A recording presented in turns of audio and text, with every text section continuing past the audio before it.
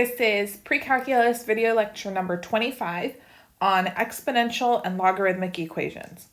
So to solve the equations in this lesson, we're going to have to use a couple properties. First, remember how to go back and forth writing an equation in logarithmic form and exponential form. So if you have log base a of x equals y, that's the logarithmic form of an equation. That's true if and only if x equals a raised to the y. Remember, logs are exponents, so the logarithm is equal to y in the first expression or equation, and then notice y is the exponent in the second equation.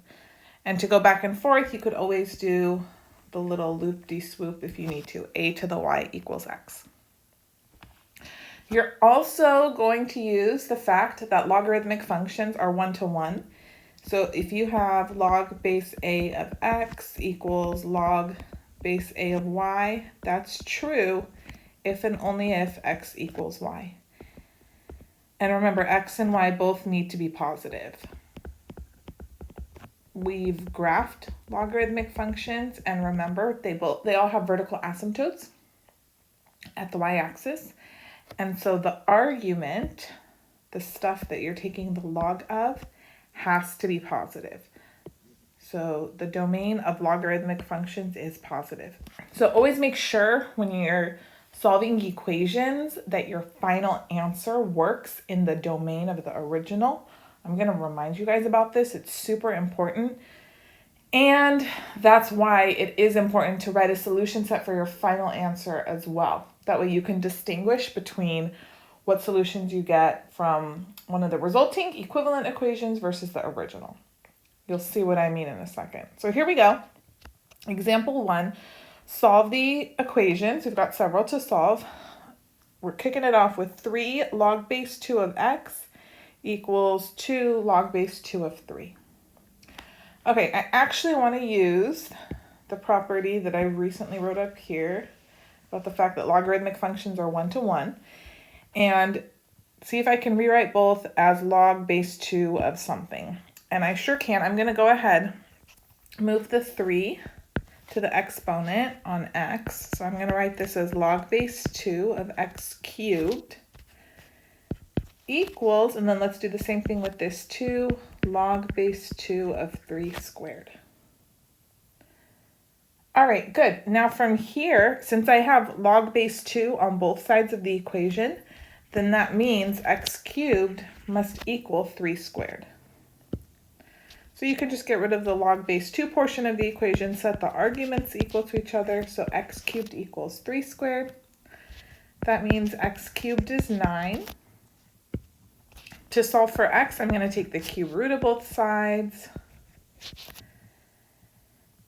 And we're pretty much done. So x equals cube root of 9. Now that's not a negative number, so if you look back at the original, we're going to have no problems with that as our solution. So I'm going to put it in a solution set now. All right. Very good. Okay, let's look at another example here. I have log base 6 of x plus 5 plus log base 6 of x equals 2.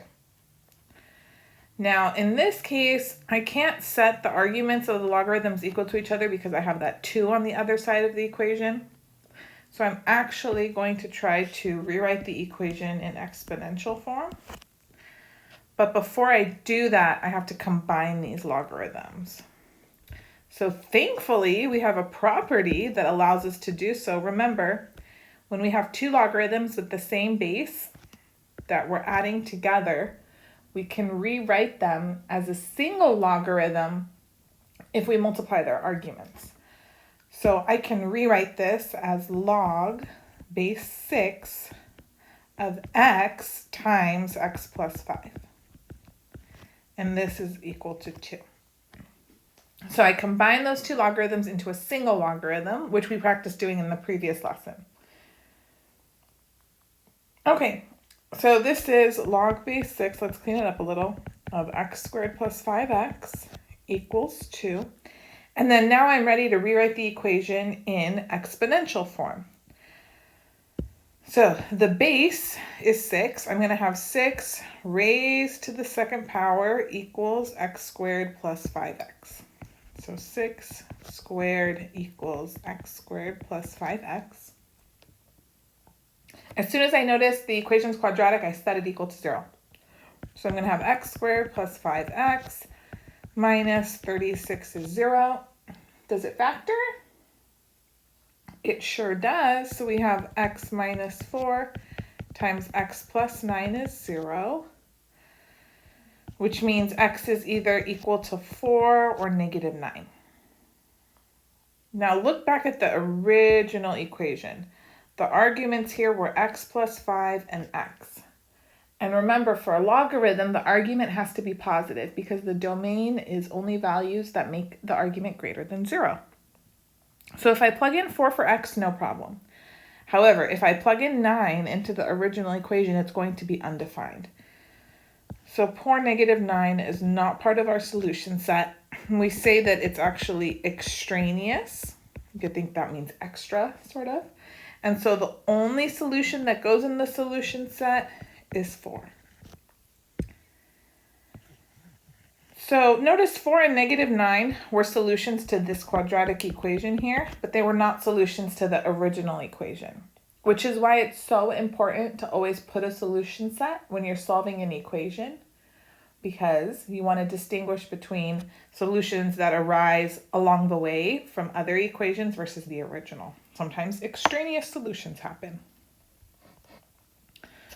All right, let's practice some more. Log of 57x equals 2 plus log of x minus 2. Now, this reminds me a lot of the one we just did, right? However, notice the logarithms are not on the same side of the equation. So let's move one over so that they are, and we're basically going to mimic the process that we did earlier. So I'm going to write this as log of 57x minus log of x minus 2 equals 2. Now in this case, be careful, since there's subtraction. Do you remember what that means we do with the arguments? That's right, instead of multiplying them, we divide. So I'm going to have log of 57x over x minus 2 equals 2. Perfect. Now it's time to rewrite this equation in exponential form. What is the base? They didn't write a base, these people. What are they thinking? Do you know what it is? If they don't write a base, remember it's base 10. You can add that in there if you need to. So now I'm going to rewrite this in exponential form. I have 10 squared equals 57x times x minus 2. All right, 10 squared equals the argument. All right, looks nice. I'm going to multiply through by x minus 2 to clear out the denominator. So I have 100 times x minus 2 equals 57x. So 100x minus 200 equals 57x. In this equation's case, I don't have any quadratic terms, right? There's no x squared. So I don't need to set it equal to 0. I'm just going to put the variables on one side, constants on the other side. So let's subtract 57x. That's going to be 43x equals 200. So x equals 200 over 43. Now check, would that work in the original equation? Well, 57 times 200 over 43, that's going to be positive. What about 200 over 43 minus 2? Well, 200 over 50 is 2. So if I'm dividing by only 43, it's going to be bigger than 2. All right, so we're good there. So no problems with 200 over 43. So let's go ahead. We can put in our solution set. No problem. Now, sometimes it may turn out that you don't have an answer that works in the original equation. And in that case, you would just have no solution. That might happen. Okay, don't be scandalized by it. Good, good, good. Let's look at one more pretty similar one. We're going to start off by doing, well, you tell me, what do you think? Yeah, I'm going to move the log of 2x minus 3 to join the other logarithm. So I have log of 5x plus 1 minus log of 2x minus 3 equals 2. Good. Why don't you pause the video? And from here, you can almost mimic the steps from example C and try to figure out the solution on your own. Okay? All right, did you pause it? I hope you did. Don't just let it run. You're cheating yourself. Okay, I'm going to write this now as log of 5x plus 1 over 2x minus 3 equals 2. And then remember, the base here is 10, so I'm going to rewrite this in exponential form now as 10 squared equals 5x plus 1 over 2x minus 3. And then I want to multiply through by the denominator, which is 2x minus 3. So again, I have 100 times 2x minus 3 equals 5x plus 1. So 200x minus 300 is 5x plus 1. Okay, again, this equation is just linear, so let's put the variables on the same side. So 195x equals 301. In which case x equals 301 over 195. So let's check if this works in the original. In 5x plus 1, we're going to have no problems. And then 2 times x minus 3, yeah, that's going to be fine. 2 times 301 over 195, that's going to be bigger than 3, so it checks out. You can always use your calculator if you're not comfortable checking mentally, but try. So 301 over 195, we're going to put it in the solution set, and that is it for that problem. All right, let's look at a little bit different situation here. What do you notice is different with this example?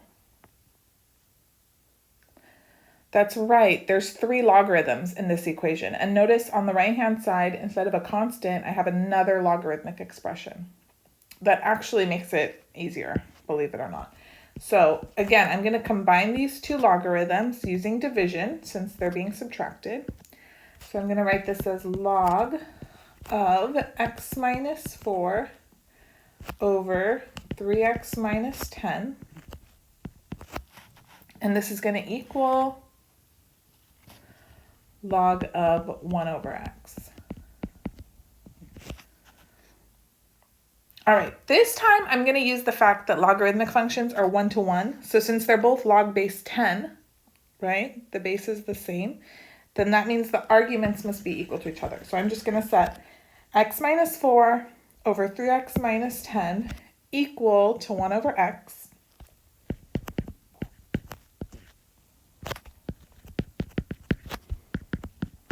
And then solve from here. So we can just go ahead and cross multiply. You remember doing that? Probably back in algebra days. Oh my goodness. So we will have x times x minus 4 equals 3x minus 10. And then that means x squared minus 4x equals 3x minus 10. So this equation is quadratic. I'm going to go ahead, set it equal to 0. X squared minus 7x plus 10 is 0. So I have x minus 5 times x minus 2 is 0. All right, that means I get x is either equal to 5 or 2. Now I have to check both of these solutions in the original. So say we're checking x equals 5. So 5 minus 4, no problem. 3 times 5, that's 15, minus 10, no problem. 1/5, we're good. Now let's go ahead and check 2 in the original. 2 minus 4, that's negative. Well, it's game over. If it doesn't work in one of them, no sense checking the rest. This is not going to work or be part of our solution set. Sorry, 2. So it's just 5 all alone. That's the only solution. So I think this emphasizes a good point, that just because a number is positive doesn't mean it's going to work as a solution. What matters is whether or not the argument of the logarithm in the original equation is positive, not the number itself. All right? Fabulous. Now, we're going to look at a different situation of equations. These are exponential. And we've actually solved exponential equations before when we first started this unit. However, we used the property of exponential functions being one-to-one to solve, where if we had a to the x equals a to the y, then we were able to set x equal to y. And so remember, we would write both sides of the equation using the same base. Well, for the examples we're going to look at right now, that's impossible to do. There is no way I can rewrite e to the x plus 3 in a way where it has the same base as pi to the x. Not going to happen. So what do you do in such a situation? Well, let me show you. So you can take the log or natural log of both sides of the equation in order to solve. This problem says use common logarithms. Common logarithms is base 10. Or you could use natural logs as well. I'll do one of each, okay? I really love natural log because you get to write ln. It's so fun. So here we go. I'm going to write natural log of e to the x plus 3 equals natural log of pi to the x. So you see what happened? All I did was add an ln on each side of the equation. So I'm just taking the natural log of both sides. Totally legal. All right, now notice here, if I have natural log of e raised to the x plus 3, that means log base e of e to the x plus 3, right? And that actually involves one of our properties of logarithms, where if you have a log and the base on the log matches the base on the argument, all you're left with is that exponent there. So that means x plus 3 is equal to, and then what else can I do? Well, now that I have a natural log, I'm going to move that exponent to the front and multiply it. So x plus 3 equals x times ln of pi. Ooh, so fancy. Okay, now let's see here. What are we solving for? Remember, we're solving for x. So I see an x here, and then this is one term, and I see an x there. When this happens, this was like when we were finding the equations for the inverse of a function and y was in more than one place. You have to put all the terms that have the variable that you want on the same side, and whatever doesn't have that variable in it moves to the other side of the equation. So I'm actually going to move this x over here to join x ln pi.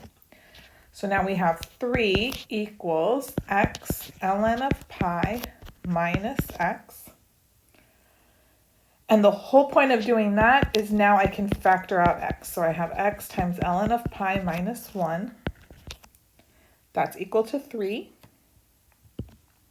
And then now I'm basically ready to solve. So I'm going to divide by ln of pi minus 1, divide by ln of pi minus 1. And we got x equals 3 over ln of pi minus 1.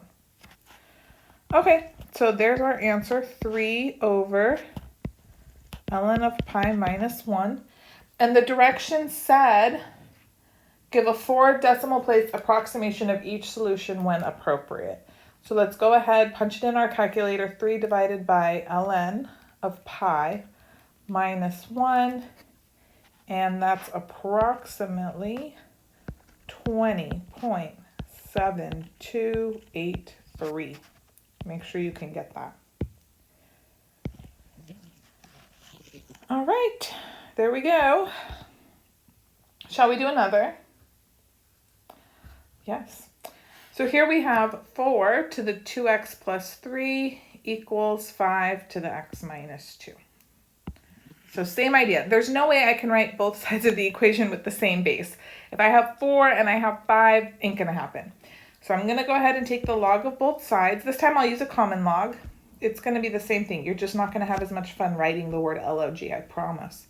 So we have log of 4 to the 2x plus 3 equals log of 5 to the x minus 2. And remember, the whole point of doing this is that so we can move these exponents to the front. That's why we take the log of both sides, so we can move those guys around. So now we have 2x plus 3 times log of 4, which is just a number, don't freak out, equals x minus 2 times log of 5.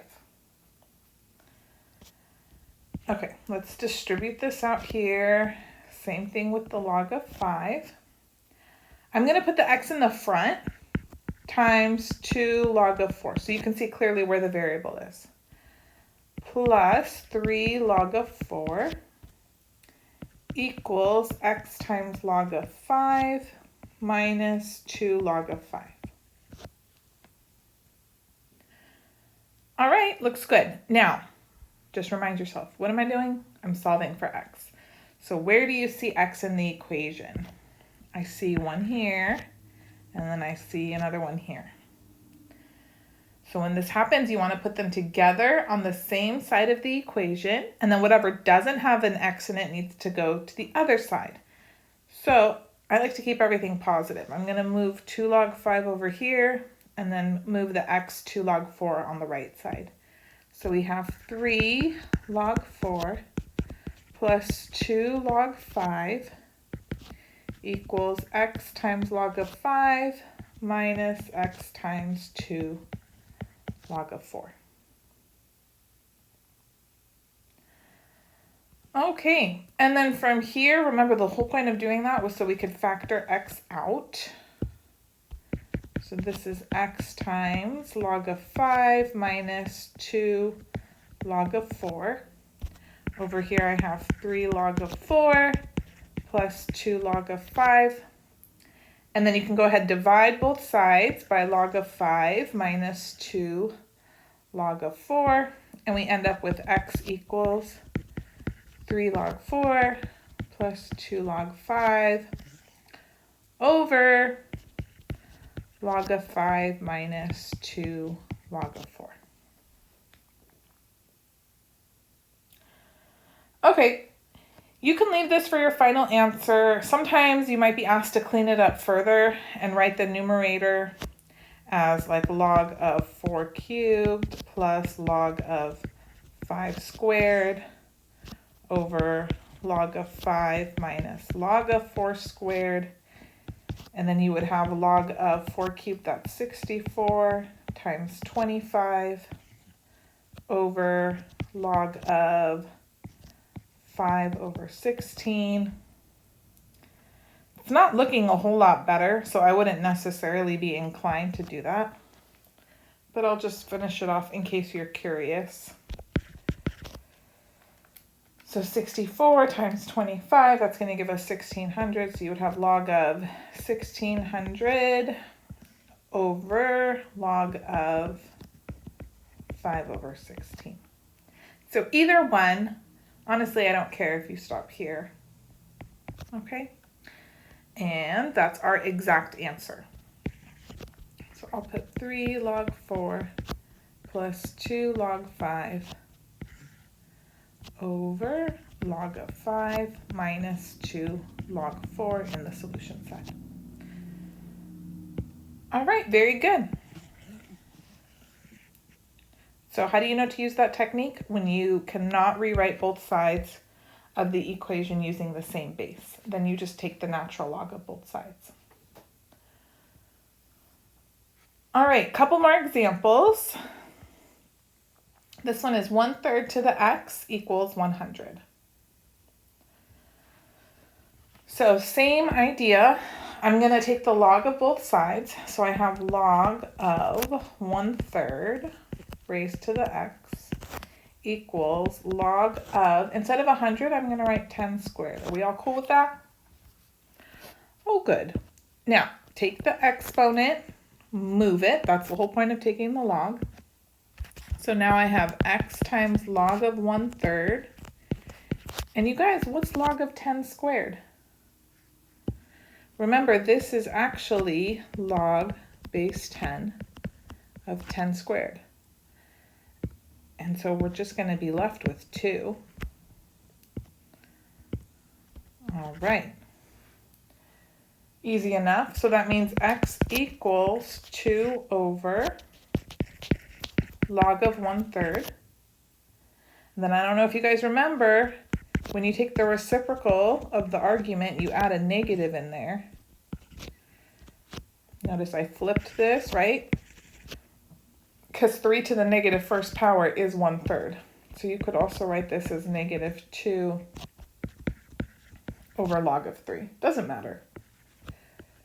I'll just use the original. So 2 over log of 1/3. Very nice. Okay, last example here. We have an exponential equation, but it's in quadratic form.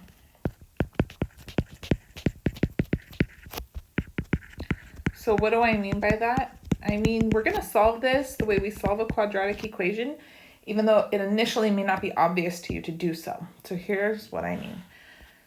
2 to the 2x, you can think of that as 2 to the x squared, right? Because when you raise a power to another power, you multiply those exponents. So 2 raised to the x squared, that gives you 2 to the 2x. Plus, and then 2 to the x plus 2, I actually want you to think of it as 2 squared times 2 to the x. Right? When you're multiplying 2 raised to some power with 2 raised to some power, you add the exponents. And then minus 12 equals 0.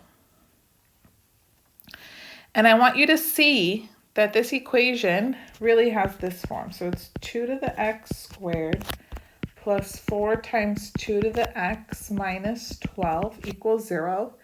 And notice this is the same equation essentially as u squared plus 4u minus 12 equals 0. So I have something squared plus 4 times the something minus 12 is 0. You see how it matches up? That's why we say it's an equation in quadratic form. So what you could do, often you just let u be the variable portion that's raised to the first power. And then we can solve this equation here just to make things a little easier for us. It's probably easier for you to factor that equation than the one in the line up above. You don't have to make this substitution with u, but usually when we teach equations in quadratic form, we'll show that just as a way to kind of simplify it for your brain. Okay, so u squared plus 4u minus 12, that factors, right? That's u plus 6 times u minus 2 equals 0. That means u is either negative 6 or 2. Okay, but remember, no one cares what u is equal to. The original equation was for x. So I'm going to go back, replace u with 2 to the x. So we have 2 to the x equals negative 6 or 2 to the x equals 2. Now, 2 to the x equals negative 6. Remember what exponential functions look like. They have horizontal asymptote here. Goes like this. Is it possible for 2 to the x to be negative? No way, right? We have a horizontal asymptote at the x-axis. Exponential functions are not negative. No, no, no. That's not possible. Okay, what about this other equation here? 2 to the x equals 2. Can we squeeze a solution out of there? You bet. Maybe it's obvious, right? 2 to the x equals 2 to the first. That means x equals 1. So that's our only solution, 1.